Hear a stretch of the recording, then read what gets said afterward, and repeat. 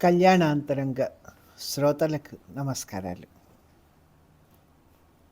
నన్ను ఆదరించి, అభిమానించి, ప్రోత్సహిస్తున్న మీ అందరికీ నా అభివందనాలు.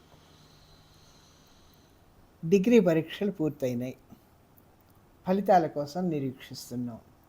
తర్వాత ఏంటి అనేది ఇంట్లో వాళ్ళ ఆలోచన. మాకైతే పెద్దగా పట్టింపు లేదు. మేము స్నేహితులందరం రోజుకో ఇంట్లో సమావేశం అవ్వడం, కబుర్లు, ఆటపాటలు, అట్లాగే నాన్న స్నేహితుల ఇళ్ళకి వెళ్ళి రావడం, ఇవన్నీ ఉండేవి. అందులోనూ ప్రత్యేకంగా చక్రపాణి గారి భార్య పంకజమ్మ గారు ఎక్కువ కథలు, కబుర్లు చెప్పేది.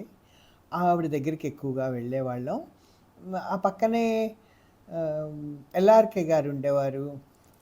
వాళ్ళ ఆవిడ స్వరాజ్యలక్ష్మి గారు మాకు తెలుగు లెక్చరరు.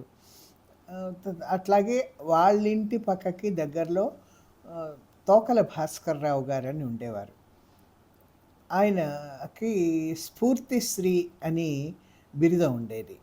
ఆయన తెలుగు భాషా చరిత్రని రాశారు పుస్తకం. అది మాకు డిగ్రీలోనూ, పీజీలోనూ కూడా చాలా చాలా ఉపయోగపడింది. ఆయనతో మాట్లాడడం, ఆయనని కలవడం నిజంగా నాకు చాలా సంతోషం అనిపించేది. అక్కడే కాబట్టి ఆయన్ని కూడా కలుస్తూ ఉండేవాళ్ళం. అందరం సంధ్య, గొల్లపూడి సుందరి, విజయ, సులోచన, శారద, జొన్నవిత్తుల శారద, అట్లాగే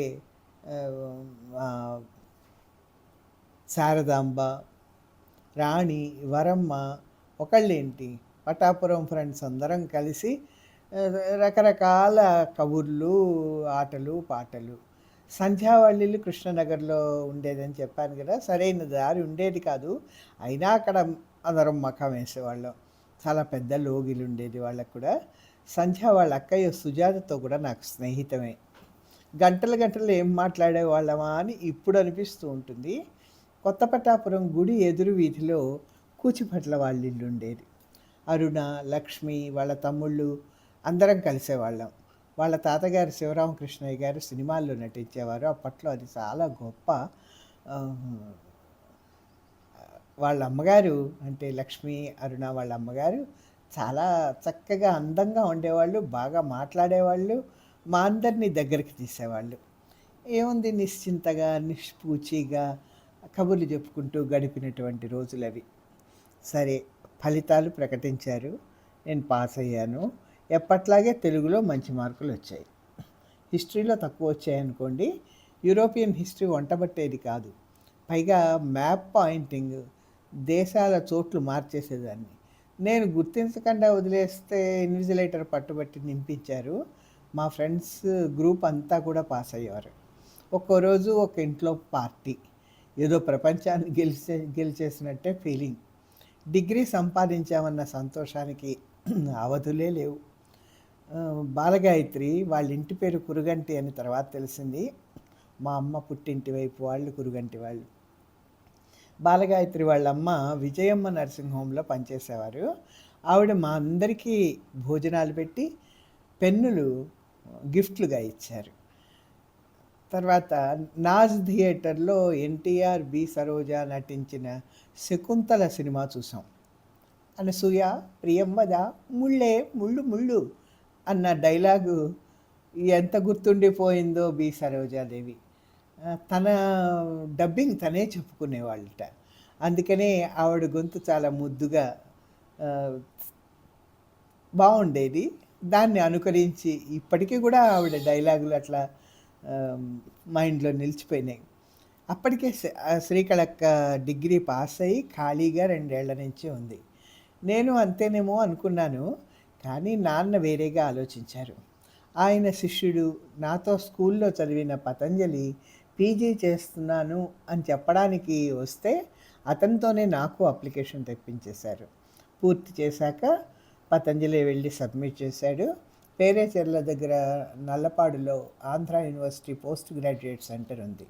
లిస్టు చూసి సీట్ వచ్చిందని చెప్తే పతంజలి నన్ను ఫీజు కట్టడానికి తీసుకెళ్ళారు. 60 రూపాయలు ఫీజు అప్పుడు.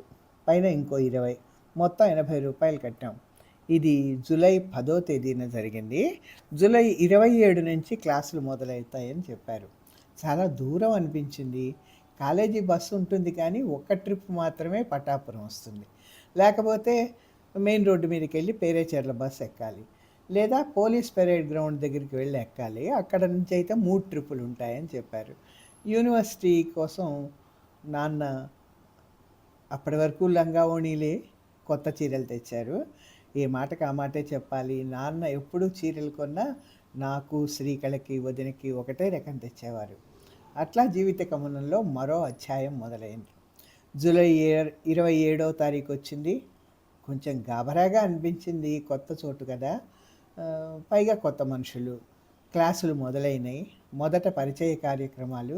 40 మందికి పైగానే విద్యార్థులు ఉన్నారు. మొదట ప్రొఫెసర్ జోగారావు గారు వచ్చారు. అందరినీ పేర్లు అడిగి తన గురించి చెప్పుకున్నారు. రష్యా వెళ్ళొచ్చానని, బోధనా అనుభవంలో తనకి మించిన వారు లేరని, మేమంతా వారి శిష్యులవ్వడం మా అదృష్టమని, తనకు షేక్స్పియర్ అంటే ఇష్టం కాబట్టి వాళ్ళ అబ్బాయికి వెంకట శ్రీనివాస షేక్స్పియర్ అని పేరు పెట్టామని కూడా చెప్పారు. కొంచెం అతే అనిపించింది అనుకోండి, కానీ ఆత్మవిశ్వాసం అని కూడా అనుకోవచ్చు కదా. తర్వాత బొడ్డుపల్లి పురుషోత్తం గారు వచ్చారు. ఆయన బాల వ్యాకరణం పైన రీసెర్చ్ చేశారు. వ్యాకరణం పైన రీసెర్చ్ చేయడం, భాషా చరిత్రని క్షుణ్ణంగా తెలియజెప్పడం అది చాలా కష్టసాధ్యమైన విషయం. ఆయన 2 వాల్యూమ్స్గా తన రీసెర్చ్ గ్రంథాన్ని ప్రింట్ చేశారు. ఆయన చాలా సరదాగా మాట్లాడారు. తర్వాత కొర్లపాటి శ్రీరామ్మూర్తి గారు, ఆయన నిండుగా గంభీరంగా సాహిత్యం గురించి పరిచయ వాక్యాలు మాట్లాడారు. వారు మాట్లాడిన పద్ధతి చాలా చాలా బాగుంది. తర్వాత కృష్ణమాచారి గారు, సంస్కృతం ప్రొఫెసర్ గారు వచ్చారు. స్పష్టమైన ఉచ్చారణ, నిండైన విగ్రహం, పిలకతో పెద్దను సృష్టించిన ప్రవరాఖ్యుడిలాగా అనిపించారు మా అందరికీ. మాలో మేము మాట్లాడుకుంటుంటే నాకు శోభాదేవి అనే అమ్మాయి పద్ధతిగా నెమ్మదిగా అనిపించింది. కొంచెం దగ్గరైంది. ఒక వారం రోజులు గడిచాయి. పతంజలి తీసుకెళ్ళేవాడు మొదట్లో. మా ఇంటికి దగ్గరే వాళ్ళ ఇల్లు కూడా. రోజు ఇంటికి రాగానే నాన్న తన దగ్గర కూర్చోబెట్టుకొని కాలేజీ విశేషాలు అడిగేవారు. పరిచయాలు పెరుగుతూ ఉన్నాయి. నేను ఫలానా వాళ్ళ అమ్మాయినని ప్రొఫెసర్స్కి, క్లాస్మేట్స్కి తెలిసి కాస్త ప్రత్యేకంగా చూసేవారు. కాలం మెల్లిగా నడుస్తోంది. ఒక్కోసారి పట్టాపురం నుంచే యూనివర్సిటీ బస్సు దొరికేది. ఎక్కువ మంది ప్రొఫెసర్స్ కొత్త పట్టాపురంలో ఉండేవాళ్ళు. అందుకే చోటు తక్కువగా ఉండేది. బస్సు కొత్త పట్టాపురంలోకి వెళ్ళడం గమనించి అప్పుడు నేను ఇంట్లోంచి బయలుదేరి వీధి చివరికి వెళ్ళేదాన్ని. చోటు ఉంటే ఆపేవాడు కండక్టర్, లేదా మెయిన్ రోడ్డుకి వెళ్ళి పేరేచెర్ల బస్సు ఎక్కేదాన్ని. అబ్బా, బస్సు ఎంత రద్దీగా ఉండేదో. జిన్నా టవర్ దగ్గర ఇంకా కుక్కినట్టు ఎక్కేవాళ్ళు. ఒక్కోసారి పోలీస్ పెరేడ్ గ్రౌండ్స్ దగ్గరికి వెళ్ళేవాళ్ళం. అక్కడ ఎక్కువ మంది విద్యార్థులు గదులు అద్దెకి తీసుకొని ఉండేవారు. చాలా రష్ ఉన్న 2-3 బస్సులు 2 ట్రిప్పులు తిరిగేవి. అక్కడే శోభ వాళ్ళ ఇల్లు. అలంకార్ థియేటర్ ఎదురుకుండా. మాటల్లో శోభ ప్రసిద్ధ కవి జాషువా గారి మనవరాలని తెలిసింది. మానవతావాదం, అద్భుతమైన భావ ప్రకటన జాషువా సొంతం కదా. ఒక విధమైన కరుణరసం వారి కవితా ఖండికల్లో కనిపిస్తుంది. సమకాలికులైన విశ్వనాథ వారు సంప్రదాయవాదులు. ఏంటో కవులకి, కవిత్వాలకి కూడా కులమతాలని అంటగట్టడం భావ్యం కాదు కదా. సరస్వతి కటాక్షం కవులందరిపైన సమానంగానే ఉంటుందని నా అభిప్రాయం. యూనివర్సిటీలో చేరాక ఒకసారి ఉమెన్స్ కాలేజీకి వెళ్ళాను. అందరూ చాలా సంతోషించారు నేను ఎంఏ తెలుగులో చేరినందుకు. ధైర్యం చేసి ఇంగ్లీష్ రాజ్యలక్ష్మి మేడం దగ్గరికి వెళ్ళాను. ఆవిడ సాదరంగా మాట్లాడితే కళ్ళలో నీళ్ళు వచ్చేసినాయి నాకు. ఇట్లా పీజీలో చేరానని మేడంకి చెప్తే ఆవిడకి తెలిసిన తెనాలి అమ్మాయి ఎంకామ్లో చేరిందని చెప్పారు. మర్నాడే వెతుక్కుంటూ ఆ అమ్మాయి దగ్గరికి వెళ్ళి పరిచయం చేసుకున్నాను. పేరు ప్రమీల. ఆ రోజుల్లో ఎంకామ్లో 2 ఆడపిల్లలు.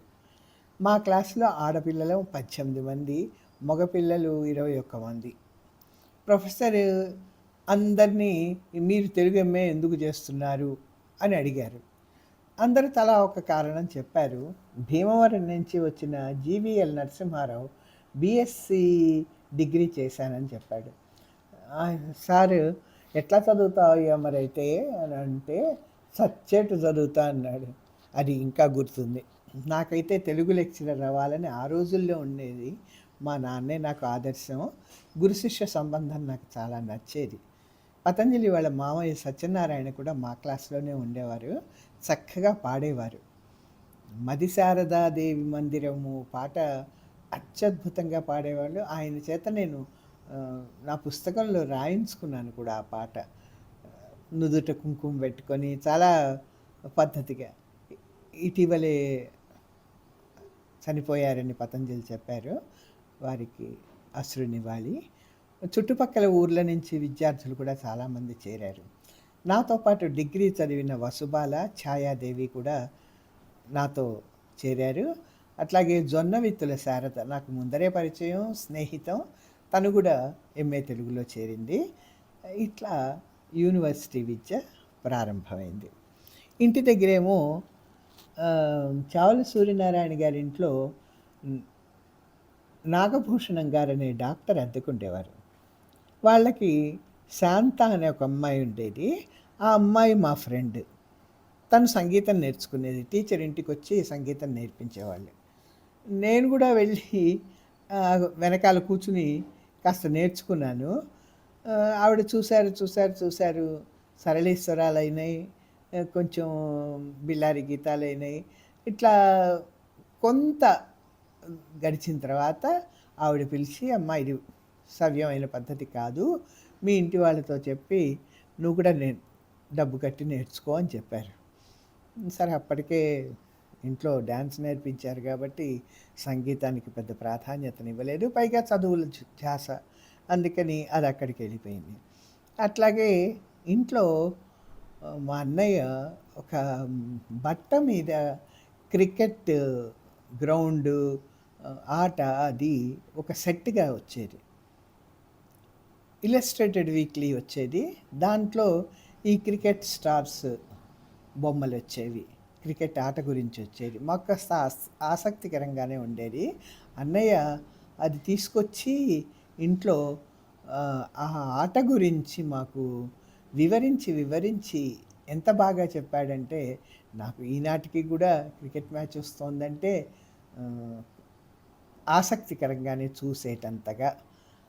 అప్పట్లో ఉన్న ఆ ప్లేయర్స్ చాలా గొప్పగా అనిపిస్తూ ఉంటారండి. ఇప్పటికీ చాలా ఆరాధన నాకు. ఈ ఈ ఎపిసోడ్ ఇంతటితో ముగిస్తున్నాను. మీకు నచ్చినట్టయితే షేర్ చేయండి, లైక్ చేయండి, సబ్స్క్రైబ్ చేయండి. మరికొన్ని విశేషాంశాలతో, ముచ్చట్లతో మీ ముందుకి మళ్ళా వస్తాను. సెలవు.